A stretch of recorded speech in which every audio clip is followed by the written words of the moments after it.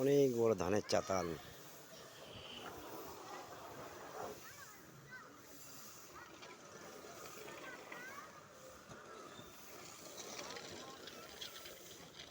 বৃষ্টি আসছে, আকাশে মেঘ করেছে এই যে যার জন্য ধান নিয়ে দৌড়দৌড়ি হচ্ছে। ধানগুলো ভিজে যাবে তো, তার জন্য গুছাচ্ছে, যে ধান মাঝখান দিয়ে দলা করছে, যে এর উপরে এরকম প্লাস্টিক দিয়ে দেবে।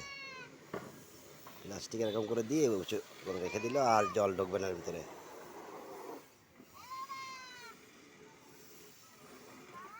বিশাল পরিশ্রম করে, দেখো দেখো।